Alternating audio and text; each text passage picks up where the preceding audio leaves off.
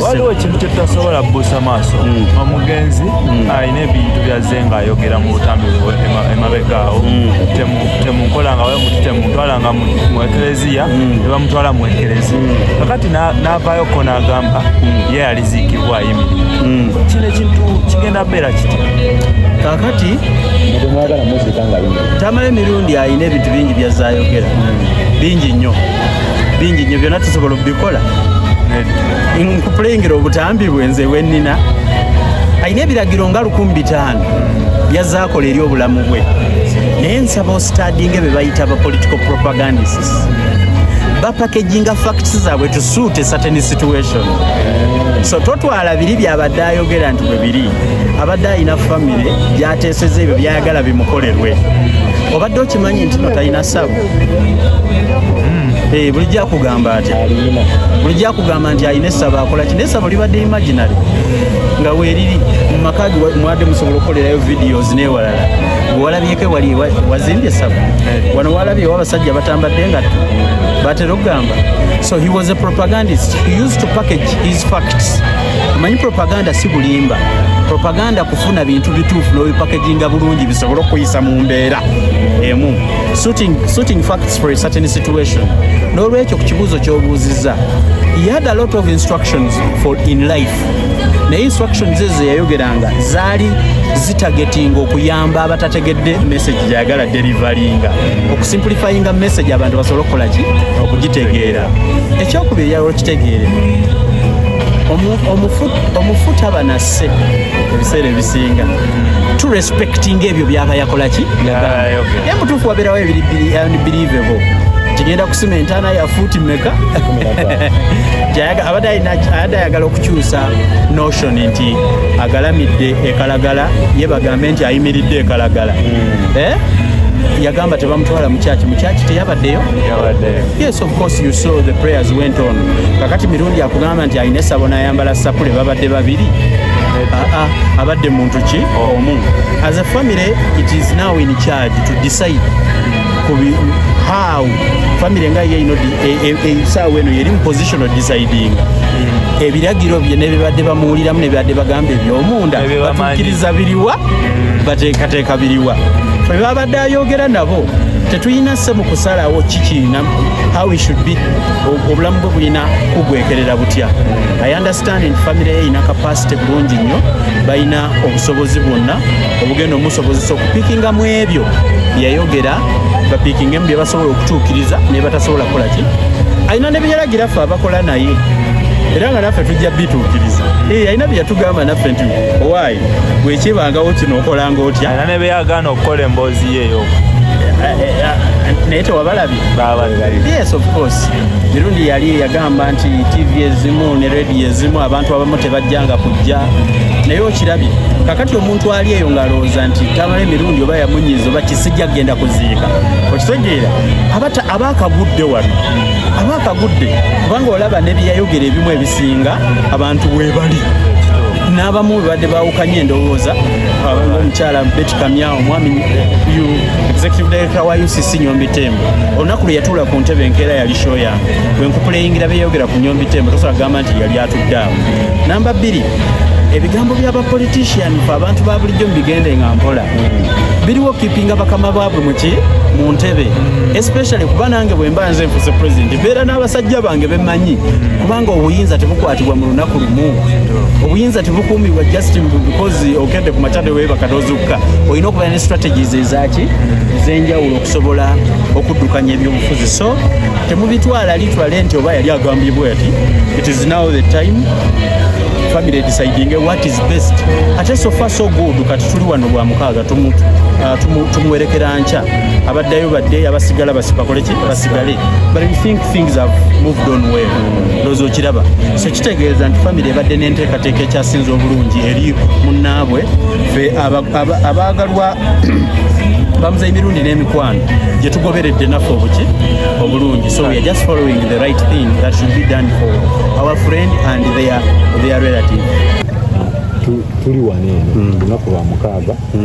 abantu soko babuulire enteekateeka weegenda okubbaawa n'abatamanyiire ne kaliso. obutagala kubalimba bujja kutuuka butuusi ku kaliisizo obuuze gye bayita ekalagala. Kakati ekalagala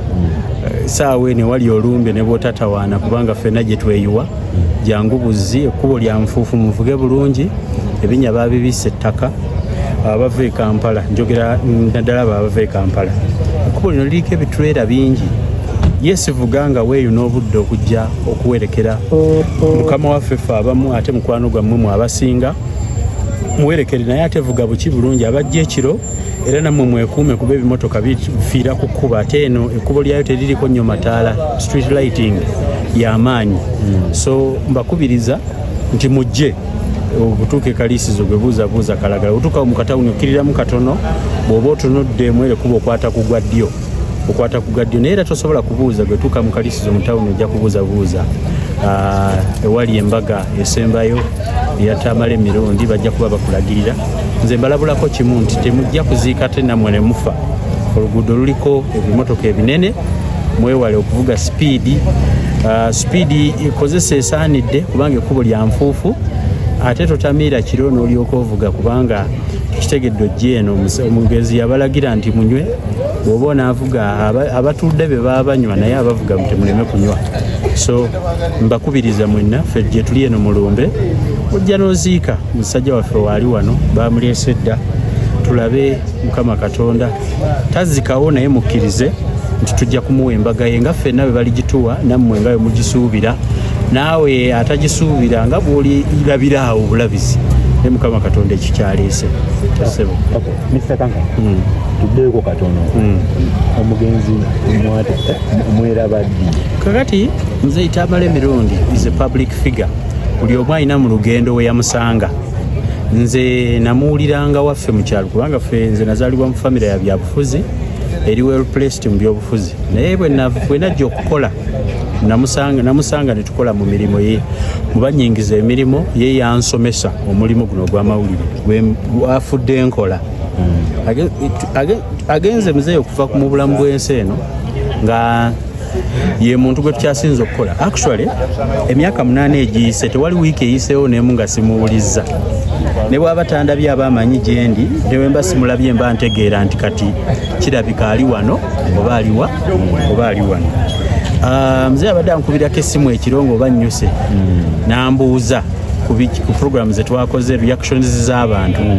so nga kirina engeri gye kituyambamu ku ki kye tuddamu okukola enkya ate olw'okuba nti ye abadde mu kugunga ye musomesa wange abadde ansinga so nga kyambuuza nkimubuulira nga bwe kikola ki nga bwe kiri ansomeseza nnyo amawulire g'okunoonyereza emyaka tutandika kukola ku TV mwaka gwa 2017 mpaka kati ku TV leyo twavaayo ne tukola emikutu egyaffe ku online twasooka kuddukanyiza ku TMO oluvannyuma ate nengitransforming nga nengifuula Media Choice Television era tubadde tutambulira wamu nga tulina weekly show and ene abrupt video gye tulowooza nti nno eba eyamba eggwanga tubadde tukola nnyo byabufuzi saako ensonga eziruma abantu abadde namwatulira so ebbanga lye namulaba nkugambye nze nagenda okuva waffe Masaka okujja e Kampala okukolanga omusajja mumanyi naye okukolagana mu nkolagana ey'emirimu tutandikire wa Pastor Augustine Iga mu program omukulembeze omumatiza otya mutandika okukola Pastor omumatiza oba gwa omumatiza kakati bwe mba nkola show yange ng'eriko bannabyabufuzi mu kaluka 2016 kaluka 2016 bweva mu 2016 oyingira 2017 nga akalulu kawedde abantu mu byobufuzi tukimanyi nti bakkakkana abadde boogera ennyo ne bagenda baddayo bakola kati awo show yakkakkana mu bantu abagiraba kutuuka kugwa tukanya ne Pastor Iga kuba yali producer wange aŋŋamba show yegudde olina okufunayo omuntu ow'amaanyi bw'oba okyayagala sheekole ki omusajja oyo Iga yanjagaliza aŋŋamba waye weebereremu bwe kibeera nti oyagala sheebeere nga nsitufu noonya omuntu owaki w'amaanyi kwe kumpa suggestion naŋŋamba lwaki toleeta wano tamala emirundi nantuma neŋŋenda muzeeyi ne musisinkana of course essimu nali njirina naye nga sitwogerangako nti no tujja kukolagana mu mawulire kyatwala eddakiika tezaawera 5 kumubuulira bwe namusisinkana yambuuza nti namusisinkana nemugamba muzeeyi yenze kanga kati mutabani wa gundi nti kale obadde onjagazaaki netunyumyamu bitono ne mugamba muzeeyi nyina show yange bagiyita omukulembeze w'enkya naye yakiro yakiro nangamba anze sikola kiro nangamba osobola okugizza emisana osobola okugizza ku makya nenzirayo netesa ne pastor Iga nangamba nze nzikiriza tugenda kukola ate gwe mutabani wa gundi ekitegeera family yange saga nnyo gyogerako mu byabufuzi kubanga bino bibadde bya mirimo naye bwe mala omubuulira nantegeera nzaani munkulayirira Simon Official ekyaddala situwaweza na dakiika 5 muzeeyi kukkiriza nti nno asazeewo show ajire nangamba yasanga yiti ya 1 hour ne mbuuza yaddi nti yakiro nangamba amugizze kuddi ku makya awo nalinyirawo nagenda na kabodaboda okumulaba nalinyirawo straight nengenda nenzirayo ku station wa pastor Iga ne mugamba muzeeyi mulabye akkiriza n'agamba olimba ne mugamba agambye sho tugizze kuki ku makya lwajja okusobola nangamba okakasa simanyi oba yajja waani ebiseera ebyo nampa 3 mpaka 4 ku Lwokuna era my very first show nze nasookawo nemulaba nenyimirawo bweru w'ekkanisa ku church awo TV kwe yali ku kalina eri emabega nenyimirira neninda ngamanyi tajja kujja mirundi akwata obudde sawa 2:35 yali atuuse nga show ya sawa meka 3 ate ye bwatuuka agenderawo mu studio atuukirawo ku set era twali tetuna settinga na set nga tulowooza nti programu yalimu amakya amalungi ey'okumakya twagiyitanga amakya amalungi ate nze nali nkulira amakya amalungi by then nga ndi wamu n'omwami Albert Luswata naye nga nze nkeerawo omwami Albert Luswata atandise okunsunsula n'agindekera katuva mu makya amalungi nga situnakyusa set ekyali ya morning show ate walina studio emu nga tulina okuddamu eno natuula butuuzi nze nenninda ne bateekayo show kubanga ye bw'ayingira ayagala programu ekole ki Pasaiga yali akyebase n'okwebaka bamukubira nti Tamala ali wano abantu bonna ne beewuunya Tamale kyanonye nga tebakimanyi yayitangawo mu lukubo nga abantu bagamba ono sitamale nga tebategeera nti nno twali tukoze nze ne Pastor Iga okukkaanya era nampa obudde bwaddi bw'okumakya okuva olwo nakati gye buvudde bulaga ne nasembayo lwe nategeera nti mulwadde nali ngenze kola show waka kuba twali twazijja mu studio engeri gye nawumula emirimu gya TV nenzira ku mirimu gy'online nga nali ngenze waka nga tulina Sunday morning show yaffe ewakaawe makaaga agewazana so since then netukola TV bagijjangako awo kati mu kugijjangako awo netusalawo netukaanya tukole omukutu ogwa online kubanga nga tumala emyezi 3 TV bagijjeko ntugamba naye ebirowoozo biba bituyitako tulina ba followers nga ye ayina ba followers bangi nga nange nfunye abange kuba nali nkoze ku TV nga nyina batono nga ayina bangi nnyo so netuzimbira ku ekyo netuzimba omukutu gwa online nentandika nga nteekayo programs enkadde ze twakola edda ne gusooka gupiikinga after some time nga nguddukanyiza emyezi ndowooza gyalinga 5 ku 6 nakkiriza nti tukole shows outside the studio so ate nagenda okulaba nga byenali ngoba mu TV ga kati individually nga mbefunye neŋŋamba owaaye likanve mu mirimu gya TV girimu enkokola nnyingi samanyira ate nze enkokola nnyingi saagala nnyo byakwerijja n'abantu kubanga ebintu oluusi ebisinga okwerijjisa abantu buba buntu butono nze bwe nalaba edda mwami Peter kiki ojjukira ku mugenzi otubulidde engeri mwasinkana buli kintu kyomanyi mu nsi muno ekyali kibaddewo nekikusanyula mirundi akirina mirundi abadde akirina mirundi tabadde mukambwe nga mumulowooza akambuwalira gwatamanyi abadde yeekengera mwegendereza nnyo eri obulamu bwe njagala okukakasa Simon Official n'abawagizi bamwe Tamale mirundi abadde ne solution abadde n'ekyokuddibwamu ku buli kizibu mu nsi muno ku buli kizibu okujjako ekintu kimu kyatabaddeko na solution bwe bulamu obw'olubeerera long lasting life ye abadde tagirinaako ki solution naye nga bw'omubuuza jjujjo wano nkubuulira kati biri recent tuba tukola show ngeno muwulira avuma kooki waase nembuuza naye gwe muzeeyi muzeeyi byonna nkulabye nti obimanyi naye ate kati wano nvuzeemuko kasipiidi nga amanyi kooki waase n'ensobi gye yakoze eyamukubiza ne mugamba lekaleka muzeeyi nagamba kubanze buli kopi y'akatabo katamala emirundi yampaako kopi just for keeps buli kafulumya asooka nampeerezaako ekyo kyo kituufu I can even show you all of them bonna bwazawandi okujjako magazini ye gye bayita Yellow Times Yellow Times nakoma ku magazine yemabegako yali mu Katikkiro Mayiga kye yali amuwandiiseeko. Yellow Times esente ne zikendera nga printing ye eri down we yafanga tacha printing ya Yellow Times ne ndyoka ndekera okukungaanya magazine ya Yellow Times. Naye namusanga omusajja ayogera bya Arsenal. Nimugamba musajja gwe nambulira kochi wa Man U era wafiirida badde muwagizi wa Man U. Ate muwagizi wa Man U mpozi kye tutakozeeko nze ne muzeeyi kusiba kapapula. Ebirala byonna tukoze eki tubikoze naye kyesimumanyiiko simanyi nti oba badde amanyi ebyakapapula naye ngaebisigadde asobola okuwa amagezi ku byokusoma asobola okuwa amagezi ku biriwo n'ebiribaawo abadde amanyi ebyafaayo ng'amanyi n'eddiini kubanga lwe yasembayo mulaba nga ayambadde sapule twali mu sho aba afuluma wabweru sapule neekutuka teyajja ewa paapa kati sapule bwe yakutuka n'agitwala mu kibuga bagigatte bagenda ogikomyawo n'amapeesa agali ku sapule yali agamanyi okiwulira amapeesa agali ku sapule yali agamanyi agenda okugabalabala nga bagikomezaawo nga tegakyawera n'agamba omusajja ono kangende mutte atoola atya ku sapule paapa gye yakoze eki gye yampa bwe lunaku ndoza nalesebayo okulaba nga tamanyi emirundi ajja sapule mu bulago naye sapule yakomawo nga zino endala zaatajja wa paapa tayagala zambala naye ng'era mu mmotoka ebaamu ne ku kitanda buli wabadde alwala sapule ebadde ebaawo n'ekisubi gye yabadde ekyasooka ku kitanda nga bamutwala mu VIP yali sapule so ng'eddiini agimanyi omupiira agumanyi ebyobufuzi seetaaga bibagamba musajja muwandiisi n'ebirala so abadde ayina knowledge nyingi nnyo era tumufunyemu katono nnyo ku byendowooza byali badde agasa eggwanga nze ndowooza tufunye katini kendowooza ke yali badde agasa eggwanga kale wawangala ennyo n'omuntu wabaawo ebintu by'omuyigako nogaa nti mbutuufu okusinziira ku bbanga limaze n'omuntu kino ne kino kikyusizaamu nga nze omuntu biki byosinza okuyiga ku mukulu Tamale Mirundi? Ekisooka Mirundi yanjigiriza amawulire nze nali saasoma amawulire yansomesa amawulire so nze Kanka Capital gwe mulama I was taught by Uganda's finest Mirundi ye yansomesa amawulire eyanyingiza amawulire bamuyita Pasaga Siniga mukama amwengere bingi mu ggulu eyanyingiza nampa platform bamuyita ida eyagansomesa na biki byenkola kati kituufu ndi walako mu bintu by'amawulire gannaddala g'okunoonyereza nag'okulwanirira abantu nange oluusi nyiwaliwo neewulira nga nyina bensingako so nkyebaliza Tamale Mirundi ekyo yakinfunira ekirala nali mwavu nze Tamale Mirundi ebintu byetwatandika okukwatagana yanjigiriza yampa amagezi on how to make money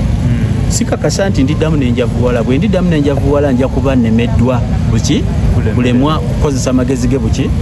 oba alibanga geyampa ense gakyusizaamu nga sikyasobola gakola ki gakozesa ekirala Tamale Mirundi yanjigiriza okuapproachinga omuntu abalala gwe batya nosinkana omuntu ng'obadde kubanze nga Kaaga kandi musajja ali reserved nnyo simanyi nnyo kubambira bantu nengwa ku muntu awe nenefuula amumanyi nnyo nenkola ki naye Mirundi yanjigiriza on how to present yourself secondly nze ennaku zino ngongwamu obubi tuvaawo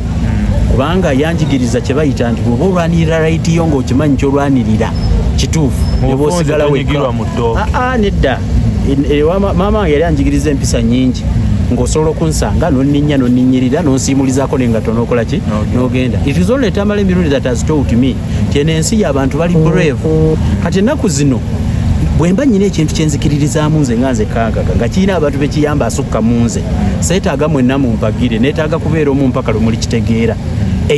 ekyo maama wange teyakinjigiriza nga nva e Masaka nkiyigidde ku Tamale Mirundi nkugambye bulungi nti omusajja oyo yanjigiriza okusoma nze bwe nava mu ssomero nga ne bwe nsoma olupapula lumu olw'amawulire ensumagira naye essaawa eno sikola kintu kye sikozeeko research kubanga bw'owangaala naye abadde akola press review amawulire gonna ag'olunaku bwe gati n'amala essaawa nnyanga gonna agayisaamu so ne kimukuumira waggulu ate nga bw'agamaliriza mulimu ekirina okuva mu byabadde asoma ye nga ye abadde protector w'abamawulire nga balaba mu story n'aleeta obuzibu ng'akuba esimu ng'akuprotectinga ng'abuuza ng'akuwolereza wone wootali so nange kati saawa eno namera omutima bwe nkusanga gwe ssebo nga waliwo wali akunyigiriza teweetaaga kuinvitinga kulwanirira wamaze okulaba osobola okubeera nga ggwe naye n'omala n'ofuuka omuntu ate alwanirira abalala ekyo Tamale emirundi abadde akirina nnyo we muli ne we mutali abadde musajja ng'asobola okulwanira naddala media fraternity. Number 1 abantu be yakolanako nabo nga bw'ofuna ekizibu akuddukira. Number 2 abaana be oba omwana waali mu nsobi oba tali mu nsobi, you don't need to tell him that omwana wange akoze bw'ate. Ekyo kyo nga omwana akola ki amulwanirira amaka ge, naye nga n'ekikulu alwanirira ne baatamanyi. Nangira ne mubuuza muzeeyi oyo omumanyi nti nze saagala njigiriza muntu bw'ati ne bw'ati, nga yeewaayo n'omutima gwe ate nga musajja mugabi. Njagala okutegeeza nti bannayuganda batono nnyo abakoze ne Tamale emirundi mu mawulire nga talyanga ku ssente za Tamale. Oba okitegeera akatono kaalina bw'aba asigaza omutwalo mu nsawo emirundi akwatako 50,000 n'akola ki. Abantu bonna betukolana mu studio ye yajjanga otuwa nze yabadde ampa content, naye nga bwe mba nvaawo ampa n'omutwalo ate ogwandeese mu kimako ki content. Oba okitegeera bulungi. So abadde musajja mugabi. Alese mutabani we Junior akola omulimu gw'okola analysis ate nga tekimanyi gwe wamuleka mu business. Njagala okubategeeza nti nalina ekigendererwa kuba mbadde ntambula nnyo ne muzeeyi Tamale emirundi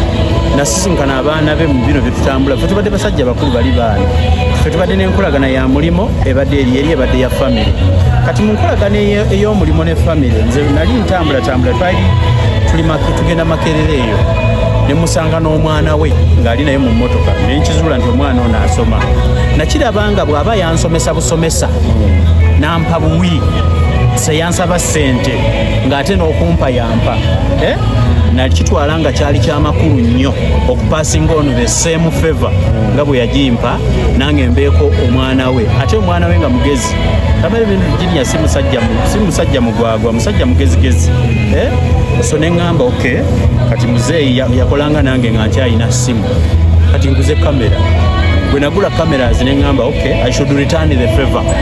Era omwana ne muyita ne mugamba tuula wano omanyi okwogera mu kamera ne video ezo bw'oba zaagala konsolo zikuwa ne tuzitandika nga twogera ebigambo bya dakika 5 bwe tutema. So siina mwana kye mubanja, talina kye yandagira mukolera, mwagalize ekikyasinza okubeera obulungi. Actually ekirooto kyange era kyali kikanya ne muzeeyi Tamale kyaliwo ekiti, naye gwe muzeeyi Tamale ensi yonna ekumanyi naye nga toyinaayo mwana akola byokola. Abasawo obalina, balooyo obalina, naye wano mu mawulire toyina mwana alivoko. Nangamba gw'olabaani, nasooka kulaba waliwo omwana w'omuwala gwe yagenda kolayo ku NBS. Mugamba naye abaana abalaba ne challenge bino ebintu byoyogera bya kisajja nnyo weetaaga. Nangamba kale nengenda ne mbitandika nanga naye kati omwana onaamutwalanga ku TV zaale mugamba muzeeyi mwe muli bakadde muli beeri mu generation ya analog. Ffe tusobola okukola emikutu gya interview nga tabikkiriza. So twasooka ne tukola ne Junior anti lune muzeeyi lwe yajja n'agamba ebintu byammwe binnyumidde munteekayo ddi n'ajoyininga eno. So Tamale Virginia is a very clever man. Era nze naali agadde transforming refreshing ajjukire wawe twatangira naki kye twali tugoba. Twali tetugoba bino bya social life, twali tugoba analysis. Era singa ddayo n'aconcentratinga ku ye kyamanyi, kati mwabali wano temukimanyi, naye nze yatula naye Makerere University Guest House waggulu awo mukati akyajjukira atannakola vidiyo emu twateesaaki singa basobodde okuddayo wali. Ate era simunenya kudda mu bino kubanga bino yatya engeri gyali mwana muto yayingira ebyobufuzi n'awulira okufa okulimu. Muzeeyi yamuadvisinga nti mwana wange genda ki mpola, but olaba transforming era n'asigala nga abantu bakola ki bamugobera. Kitegeeza nakiri akyakisobola. I had a rumor nawuliddemu olugamba awo nti yagambye tajja kubiddamu. Of course for now asobola okukyogera naye ng'omuntu yasoma psychology sooner or later tusobola kikaka kati, but in the near future ng'akakase azzemu n'awutegeera nti ensi eno teri fair ajja kudda asobole okuprogressinga n'ekyo kubanga ndaba nga akisobolera ddala. N'abalala gye bali abalala bakisobola naye artist yakikozeeko n'akibeera, so ajja kusobola okukiba. Is a very strong man. Era kitaawe bw'anaakimala okukimanyira nti all of us die at some day, ajja ku refreshing addeyo ku ki kye twayogera, ki kye twalina okukola the very first day. Mpozi ng'olinayo akataleke ka mukulu Peter. Njagala okukakasa bannayuganda naddala bannamawulire, njogera direct mu kamera zammwe mukitegeere. Kati mutye, you must fear. mwekengere era mulindirire chapota egenda okufaanana Latin America. Mu Latin America bamafiya batta abamawulire. Wano mu Uganda mbadde manyiiwo abantu batono nnyo nga mirundi yakulembedde abalwanirira munnamawulire. Abadde mirundi akwata empapula z'amawulire n'anoonya story nga eriko bya musasi wa lupapula luno n'atuuka n'okukubira media house eyo agibuuze story eri ku peegi 6 ani agiwandiise yataddeko bya musasi. Eyo story eri malicious, mugijjeemu mwetonde mudduke ewagundi gwe mwagiwandiiseeko mumunnyonnyole oba mukole eyo another story. Omba temumanyi kyakukola mujje wano wentudde mbawandiikire how you can counter that story. Kati bannamawulire abali eyo muyinza okitwala for granted. Omusajja abadde abalwanira weather week kubanze mbadde ntula naye mu motoka ne bamuleetera amawulire ndunduuli bweti for like 3 hours nga tutudde weather by the roadside reviewinga akola press review. N'olw'ensonga eyo mbabuulira kakati this is the time bannamawulire tulina okubeera ne solidarity. Omanyi mu mawulire mulimu obusajja obwajjamu nga bwa mitima mibi bwe buliwo okukuba munnaabwe ye aveewo bwe bufune views. Takukkiriza ensi eno erimu abantu biliyoni 8 bwafunayo views 1000 nga lowooza kati bonna abalala ba YouTuber bwe bafa olwo views asikaza buki. Naye eno YouTube ffe twagikola twagitekawo twagisangawo abamu batuyigiriza njigiriza naffe tulina be tugiyigiriza ate waliyo n'abatannagimanya nga bajja kwetaaga ogiyiga in the future. So kati ndowooza ba online journalists ba content creators kubanga bino byawukanamu content creation n'amawulire tulina okufuna cohesion mu nsi y'abadikiteeta bamafiya abatagala kwogerwako such that tuwulira kakubye nti sayimo bamututte ku CID awo ffenna ne tugenda tumanye ne bweguba gumukutte nga bamusibye ennaku 3 ne tumakinga sure nti alya nkoko oba okiraba ne tumakinga sure nti gyali yes twakitegedde nti yes yakoze ensobi balwanye ne mukyala we tebamusibidde byamawulire ne tudduka ewa mukyala we ne tumukanyisa ne tuleeta lipoota ku poliisi nti bannayo omukazi akkiriza bw'ati. Waliwo n'ebirimu okuliwa mu mawulire ng'olina gwe wayonoonye n'akuvunaana criminal libel and offensive communication n'agamba wassa erinnya lye n'omuttira business kati muwe $5 million. Oba okiraba ne gukuka mu vi ne bakusiba emyaka 8 nga n'ebitaano tobikwatangako gwe ng'omuntu. Osobola okuba nga tobikwatanga ng'omuntu naye nga kankaka bw'aleeta $5 million Kasuku n'aleeta $5 million Simon n'aleeta $5 million tusobola okuweza ebitaano mu lunaku lumu munnaffe n'akola ki n'avaayo. That solidarity we need it now. Esobola obutabeera ya lunaku lumu esobola obutabeera ya wiiki emu naye at least mukimanye nti we should move to the path of being organized. Abo abasajja ba mirundi babadde n'abantu bamanyi ng'ayogera ku John Kakandi bwe batandika amawulire nagaa natandika amawulire nembiboti beti Nambooze n'ani kati mbalaba bo baali b'amawulire Nambooze osobola omwesimbamu sosa kwesimba mu Nambooze abantu abasinga abamaanyi bwe mulabye bakatolu bwama bafa balina ligase baani kitegeeza amawulire profession nnungi naye bwe mutagibeeramu nga mulina akakundi kamwe akeebeereramu temujja kukola ki kumalako kuba n'ensi enyigiriza nnyo ab'amawulire ffe ttooki faaba kuba ttooki ewali ekizikiza abalala bwe batakola ki bwe batalaba. N'olwekyo meseji yange esembayo tukaabira nnyo mirundi tazikawo gaapu eyo tulina okufuma okulaba nga tugizzaawo tetusobola gizzaawo kuba mirundi abadde atransadinga nga wa generation enkadde ng'ate ne ku TikTok kwali abadde asobola okubulira ebye 1900 ate nakola ne kasikiti akanyumira abaana baki ba TikTok. Oyo omusajja bw'ati takola ki tazikawo naye newankubadde tazikawo gaapu gyaleseeyo ennene bwe tutagifiiringa tujja gwaayo twetaaga yabadde omu ng'akimala kati tubeere bangi tugattewo tetujja mwenkana naye ate kijja kubaako kye tukola ekigasa eggwanga.